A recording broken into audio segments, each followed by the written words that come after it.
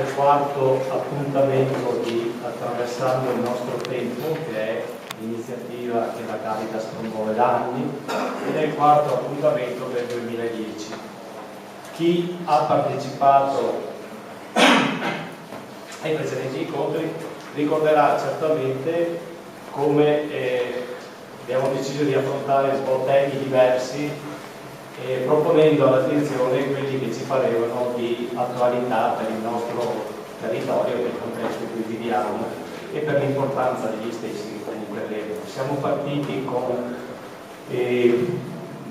due incontri con il professor Ruolo, trattando dapprima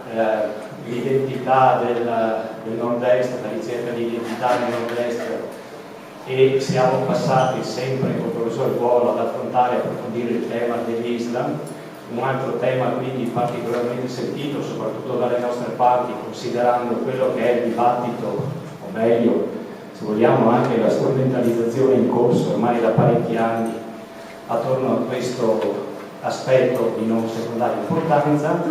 Abbiamo trattato poi il tema della povertà non solo nelle aree tradizionalmente definite povere, ma anche la povertà nel mondo occidentale e convento. Stasera vi proponiamo, come avete visto, mafia e illegalità, non solo sud. Tema che può apparire generale generico, se non che riveste dal nostro punto di vista degli aspetti molto determinanti, non soltanto per il presente ma quello che potrebbe essere anche il futuro, in quanto l'illegalità in questi ultimi anni, a partire da chi ci governa, in qualche modo sembra essere diventata legalità, e quindi c'è stata e c'è ancora adesso una discreta confusione artatamente gestita dal nostro punto di vista, con una manipolazione di coscienze evidente nel tentare di contrabbandare quella che era la legalità come un aspetto di normale illegalità a questo punto, e l'aspetto della mafia che abbiamo sempre vissuto. Io penso, spero che anche voi condividiate questa nostra valutazione, che è stata sempre vissuta come un fenomeno lontano da noi, parlando dell'Italia ben delimitato da un punto di vista territoriale, con aree quindi particolarmente, è vero, interessate da questo aspetto assolutamente disastroso, se vogliamo, da questo fenomeno disastroso, mentre abbiamo in qualche modo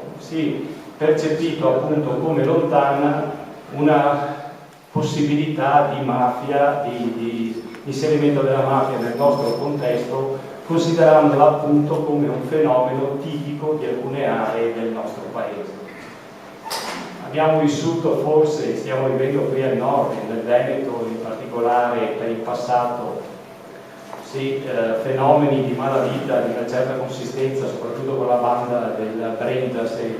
ci ricordiamo di Felice Maniero, ma in realtà poi non abbiamo mai considerato quelli che sono gli aspetti, gli strumenti d'ambito silenzioso attraverso i quali la mafia spesso si inserisce anche in contesti come il nostro, che riteniamo avulsi da questo tipo di pericolo. E vediamo, tra l'altro, noto la presenza di molti più giovani, senza far torto a nessuno, a cominciare dal sottoscritto, degli incontri precedenti, quindi significa che questo problema è avvertito non soltanto dalle generazioni che hanno sempre appunto vissuto questo aspetto come un aspetto discretamente lontano da loro, ma evidentemente, diciamo, in un contesto generale questa questione di illegalità di mafia, che spesso si intrecciano ma molto anche sono lontane, perché per certi aspetti stasera sentiremo parlare del nostro relatore, presumo ci condurrà dentro anche ad approfondimenti che non riguardano solo ed esclusivamente la mafia, ma anche la mafiosità, cioè a comportamenti di stile di vita, ad abiti mentali che senza volerlo abbiamo tante volte assunto,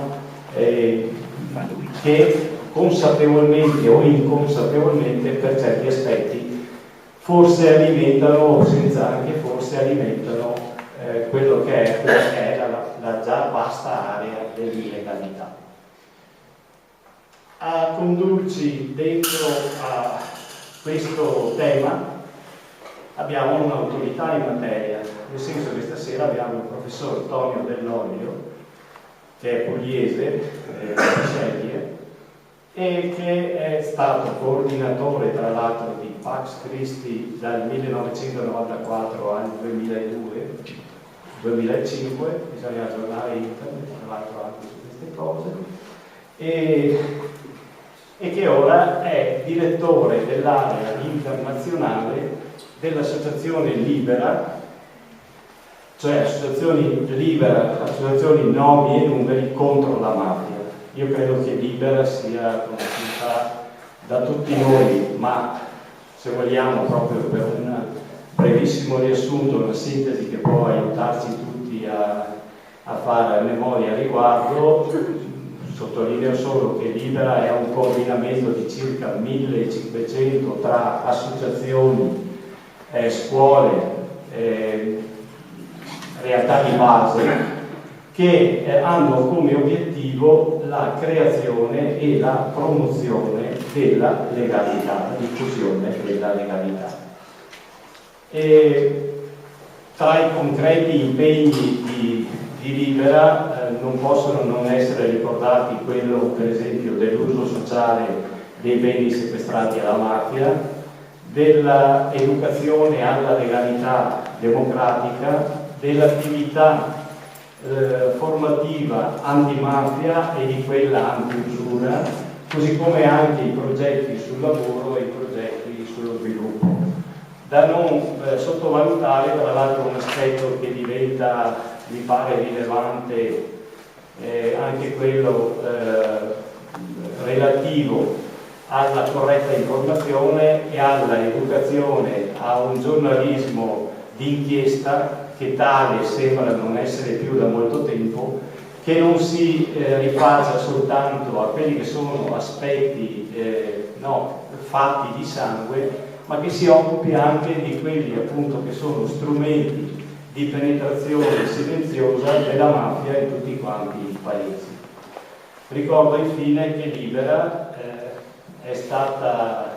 promossa dall'Eurispes del 2008 come eccellenza nazionale, che non è una cosa da poco. Questo per dirvi che in definitiva stasera con il professor Tonio Dell'Olio affronteremo questo tema con indiscussa professionalità e anche con notevole possibilità di acquisire una informazione più completa, più variegata. Forse avremmo dovuto anche titolare o potuto titolare mafie e illegalità, perché poi come vedremo non ci sarà soltanto un'analisi relativa al nostro paese, ma ormai dedicata invece a quell'intreccio di mafie e di criminalità che sono fuori, molto spesso anche fuori del nostro paese. Do quindi la parola immediatamente alla